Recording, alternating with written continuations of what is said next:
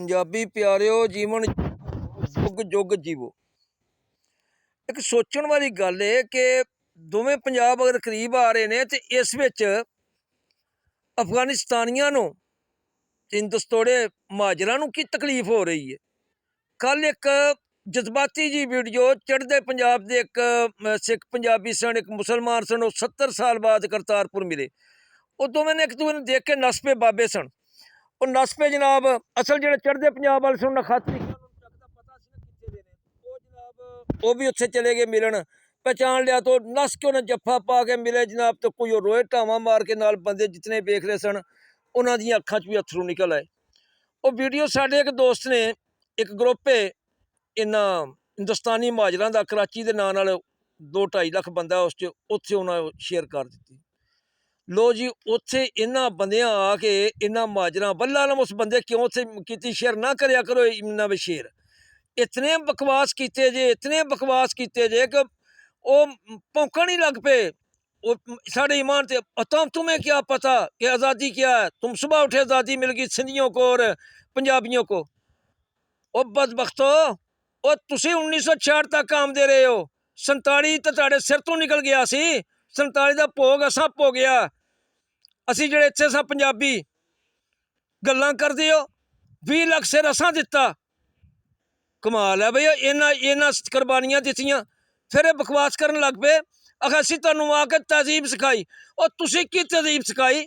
ਸਿੰਧੀ ਕੌਮ ਪ੍ਰਸਤ ਦਾਨਸ਼ਵਰ ਮੁਮਤਾਜ਼ ਸੁਮਰਾ ਕੋਲ ਅੱਜ ਵੀ ਤੁਹਾਡੇ ਫੋਟੋ ਪਏ ਨੇ, ਜਿਹੜੇ ਹਾਲ 'ਚ ਤੁਸੀਂ ਆਏ ਸੋ। पुदीने के बागात और हलीम के कारखाने उधर अपने वतन लखनऊ में छोड़कर फरमाते सो। वो पता है किस दा कुर्ता कौन सी गल करते, शर्म आती है गल्लां करते हो तुसीं। उत्थे लखनऊ का जो भुखा नंगा सी, इत्थे आके वजारतां मिलियां, इज्जतां मिलियां ते फट गए हो, सानू ही सिद्धे हो गए हो। सब तो पहली तुहाडी जिहड़ी है शरारत, तुसीं इत्थे आके लोकल जबानां नूं आदर देण दी बजाए तुसीं इत्थे जनाब कीता कि जनाब अपनी जबान जी ठौंसी इत्थे लखनऊ बनाना आए सो पाकिस्तान नूं। असां नहीं बनन देना, जो बना लिया जे बना लिया जे। कमाल वाली गल है। और फिर मैं तुहाडे च एक होर चीज़ देखी है, और बड़ी अजीब चीज़ देखी मैं तुहाडे च एक बरतरी है। ਉਹ ਤੁਹਾਡੀ ਤਾਂ ਤਾਰੀਖ ਹੀ ਕੋਈ ਨਹੀਂ। ਤੁਹਾਡੀ ਜ਼ਬਾਨ ਉਹ ਜਿਹੜੀ ਹਿੰਦੀ ਨੂੰ ਤੁਸੀਂ ਸ਼ਾਹਮੁਖੀ 'ਚ ਲਿਖਿਆ, ਬਾਬਾ ਫਰੀਦ ਜੀ ਲਿਖਦੇ ਸਨ ਸ਼ਾਹਮੁਖੀ 'ਚ, ਪੰਜਾਬੀ ਉਹਨਾਂ ਖਤ ਤਜਵੀਜ਼ ਕੀਤਾ ਸੀ, ਉੱਥੋਂ ਚੋਰੀ ਕਰਕੇ ਲਿਖੀ ਹਿੰਦੀ। ਔਰ ਫਿਰ ਤੁਸੀਂ ਅਗਲੀ ਗੱਲ ਸੁਣੋ, ਉਹਨੂੰ ਉਰਦੂ ਦਾ ਨਾਂ ਦੇ ਕੇ ਇੱਕ ਤਕਸਰੀ ਬਣਾਈ, ਦੁਨੀਆ ਜਾਣਦੀ ਹੈ। ਸਭ ਤੋਂ ਵੱਡੀ ਗੱਲ, ਜੇ ਉਰਦੂ ਦੇ ਆਪਣੇ ਹਿੰਦੀ ਲਹਿਦਾ ਜ਼ਬਾਨਾਂ ਨੇ, ਤੇ ਫਿਰ ਅਸੀਂ ਤਾਂ ਉਰਦੂ ਸਿੱਖੀਏ ਤਾਂ ਸਾਨੂੰ ਹਿੰਦੀ ਦੇ ਸਾਰੇ ਲਹਿਜੇ ਕਿੰਜ ਆ ਗਏ, ਉਹਦੀ ਗ੍ਰਾਮਰ ਕਿੰਜ ਆ ਗਈ। ਸੋਚਣ ਵਾਲੀ ਗੱਲ ਹੈ ਨਾ। ਹੁਣ ਦੁਨੀਆ ਬਹੁਤ ਅੱਗੇ ਜਾ ਚੁੱਕੀ ਹੈ ਭਾਈ ਜੀ। ਹੁਣ ਇਹ ਨਹੀਂ ਕਿ ਤੁਹਾਡੀਆਂ ਟਕਸਰੀਆਂ ਇੰਨੀਆਂ ਚੱਲ ਜਾਣਗੀਆਂ। ਪਰ ਦੂਸਰੀ ਜਿਹੜੀ ਤਹਿਜ਼ੀਬ ਵਾਲੀ ਗੱਲ ਹੈ, ਹੜੱਪੇ ਦੇ ਖੰਡਰਾਤ ਮੌਜੂਦਾ ਉਹਦੇ ਖੰਡਰਾਤ ਗਵਾਹ ਨੇ।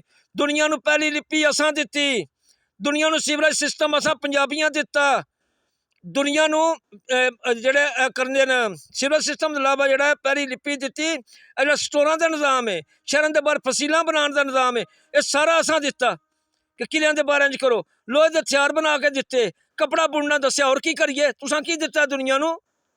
ਦੁਨੀਆ ਨੂੰ ਰੋਸ਼ਨੀ ਪੰਜਾਬ ਦਿੱਤੀ, ਵਾਦੀਏ ਸਿੰਧ ਦੀ ਤਹਿਜ਼ੀਬ ਦਿੱਤੀ, ਜਿਹਨੂੰ ਹੜੱਪਾਈ ਤਹਿਜ਼ੀਬ ਵੀ ਆਖਦੇ ਨੇ, ਇਹਨਾਂ ਦਿੱਤੀ। ਤੁਸਾਂ ਨਹੀਂ ਦਿੱਤੀ। तुसां चक्कर ही कीते ने, आके तो साड़ियां मकामी कल्चर और तहजीबा तबाह करने की कोशिश की तुसीं।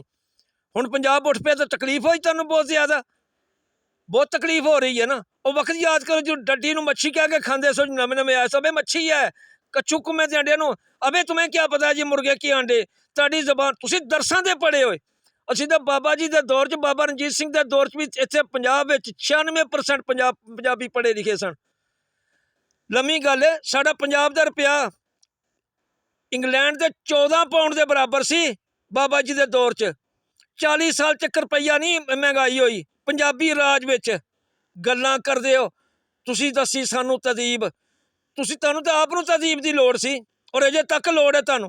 तुहाडी जबान इत्थे कौमी जबान ना बनदी ते मैं तुहानूं दस दियां, तुसीं इत्थे तुहाडी तहजीब याफ्ता होण दा भी ढोल दा पोल खुल जाना सी। ये भी तुहाडा ढोल दा पोल खुल जाना सी। ते साडे बजुर्गां नूं तुसीं चक्कर दित्ता क्योंकि दरसां दे पढ़े सो। उत्थे कोई कॉलेज यूनिवर्सिटी तो है नहीं सी। साढ़े तो इत्थे बहुत बहुत पहले तुहाडे अलीगढ़ तो भी बन गए सन।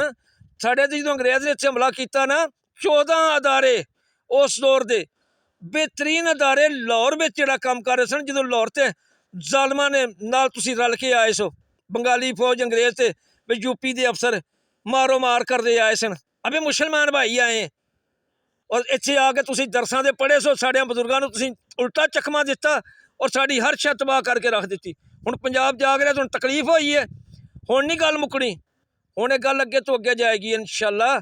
ਅੱਲਾ ਖੈਰ ਰੱਖਿਆ ਤਾਂ ਅਸੀਂ ਹੁਣ ਇਹ ਵੀ ਸੁਣ ਲਓ 4-5 ਸਾਲ ਦੇ ਅੰਦਰ ਅੰਦਰ ਇਹ ਜਿਹੜੇ 10 ਸਾਲ ਨੇ ਨਾ ਸਾਡੇ ਵਾਸਤੇ ਬੜੇ ਅਹਿਮ ਨੇ।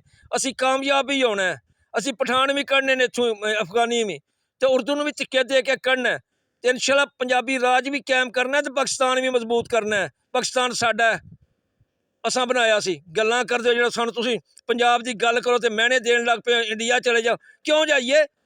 ਅਸੀਂ ਇੱਥੇ ਹਜ਼ਾਰਾਂ ਸਾਲ ਤੋਂ ਰਹਿ ਰਹੇ ਹਾਂ, ਤੁਹਾਡਾ ਇਸ ਧਰਤੀ ਨਾਲ ਕੋਈ ਤਲਕ ਨਹੀਂ। ਗੰਗਾ ਜਮਨਾ ਦੀ ਤਹਿਜ਼ੀਬ ਦੇ ਤੁਸੀਂ ਵਾਰਸ ਹੋਵੋਗੇ, ਜਾਓ ਉੱਥੇ। ਇਹ ਤਹਿਜ਼ੀਬ ਸਾਡੀ ਹੈ, ਵਾਦੀ ਸਿੰਧ ਦੀ ਤਹਿਜ਼ੀਬ ਹੈ। ਗੱਲਾਂ ਕਰਦੇ ਨੇ ਤੇ ਜਿਹੜਾ ਜ਼ਬਾਨ ਸੰਭਾਲ ਕੇ ਗਾਲ ਕੱਢੋਗੇ, ਹੁਣ ਗਾਲ ਦਾ ਜਵਾਬ ਕੋਈ ਗਾਲ 'ਚ ਮਿਲੇਗਾ? ਮੈਂ ਦੱਸਾਂ, ਬੜਾ ਤੁਹਾਡੇ ਅੱਗੇ ਸਬਰ ਕਰ ਲਿਆ। ਇੱਕ ਜਜ਼ਬਾਤੀ ਜੀ ਵੀਡੀਓ ਹੈ, ਤੁਹਾਨੂੰ ਕੀ ਤਕਲੀਫ ਹੋਈ ਹੈ ਕਿ ਤੁਸੀਂ ਉੱਥੋਂ ਸਾਨੂੰ ਜਿਹੜਾ ਸਿੱਖ ਕਰਨ ਲੱਗ ਪਏ ਹੋ? ਤੇ ਫਿਰ ਅਗਲੀ ਗੱਲ ਸੁਣ, ਉਹ ਸਿੱਧੀ ਜੀ ਤੁਹਾਨੂੰ ਪਤਾ ਹੈ ਕਿ ਸਾਡੀ ਕੌਮ ਇੱਕ ਚੜ੍ਹਦਾ ਪੰਜਾਬ ਸਿੱਖਾਂ ਦੀ, ਔਰ ਸਾਡੇ ਜਨਾਬ ਹੀਰੋ ਇੱਕ ਨੇ, ਸਾਡੀ ਜ਼ਬਾਨ ਇੱਕ ਹੈ, ਸਾਡਾ ਕਲਚਰ ਇੱਕ ਹੈ, ਸਾਡੀਆਂ ਆਦਤਾਂ ਇੱਕੋ ਜਿਹੀਆਂ ਨੇ। ਉੱਧਰ ਵੀ ਰੰਧਾਵੇ ਨੇ, ਇੱਧਰ ਵੀ ਰੰਧਾਵੇ ਨੇ, ਉੱਧਰ ਵੀ ਗਿੱਲ ਨੇ, ਇੱਧਰ ਵੀ ਗਿੱਲ ਨੇ। ਮਜ਼ਹਬ ਦੇ ਫਰਕ ਨਾਲ ਕੌਮ ਤਸ਼ਕੀਲ ਨਹੀਂ ਪਾਉਂਦੀ, ਕਲਚਰ ਜ਼ਬਾਨ ਔਰ ਇਲਾਕੇ ਨਾਲ ਹੁੰਦੀ ਹੈ ਕੌਮ ਦੀ ਤਸ਼ਕੀਲ। ਸਾਡੇ ਦਿਲਾਂ 'ਚ ਇੱਕ ਦੂਜੇ ਦਾ ਪਿਆਰ ਹੈ, ਤਿਲ ਲਾਇਆ ਤੁਸਾਂ। ਸਾਡੀਆਂ ਦਰਸੀ ਕਿਤਾਬਾਂ ਸਾਡੇ ਹੀਰੋ ਨਹੀਂ ਆਣ ਦਿੱਤੇ, ਮੁਸਲਮਾਨ ਹੀਰੋ ਵੀ ਨਹੀਂ ਆਣ ਦਿੱਤੇ, ਤਾਂ ਵੀ ਨਹੀਂ ਨਿਕਲਿਆ, ਤਾਂ ਵੀ ਨਹੀਂ। ਇਹ ਫਿਤਰੀ ਗੱਲ ਹੈ, ਇਹਨੂੰ ਤੁਸੀਂ ਰੋਕ ਨਹੀਂ ਸਕਦੇ। ਰੋਕੋਗੇ ਤੇ ਨੁਕਸਾਨ ਉਠਾਓਗੇ, ਕਿਉਂਕਿ ਹੁਣ ਅਸੀਂ ਵੀ ਇੰਨੇ ਕਮਜ਼ੋਰ ਨਹੀਂ ਰਹੇ, ਇੰਨੇ ਕਮਜ਼ੋਰ ਹੁਣ ਅਸੀਂ ਨਹੀਂ ਰਹੇ ਕਿ ਤੁਹਾਡੀ ਜਿਹੜੀ ਜੋ ਤੁਸੀਂ ਦੱਸੋਗੇ ਜਾਂ ਹੁਣ ਤੁਹਾਡਾ ਮਜ਼ਹਬੀ ਚੂਰਨ ਨਾ ਵਿਖਿਆ। ਔਰ ਜਿਨ੍ਹਾਂ ਦੀ ਫਿਰਸੀ ਉੱਗੀ ਹੈ ਨਾ ਪਛਵਾੜੇ 'ਤੇ, ਮਜ਼ਹਬੀ ਫਿਰਕਾ ਵਰਾਨਾ ਫਿਰਸੀ ਜਿਹੜੀ ਤੁਸੀਂ ਉਗਾਈ ਸੀ, ਉਹ ਵੀ ਫਿਸ ਜਾਏਗੀ ਜਲਦੀ, ਬਲਕਿ ਫਿਸਦੀ ਪਈ ਹੈ। ਉਹਨਾਂ ਨੂੰ ਹੁਣ ਪਤਾ ਲੱਗਦਾ ਪਿਆ ਤੁਹਾਡੇ ਚੱਕਰਾਂ ਦਾ। ਇਹਦੀ ਸਮਝ ਕਰੋ। ਜੀਵੇ ਪੰਜਾਬ, ਸਦਾ ਜੀਵੇ।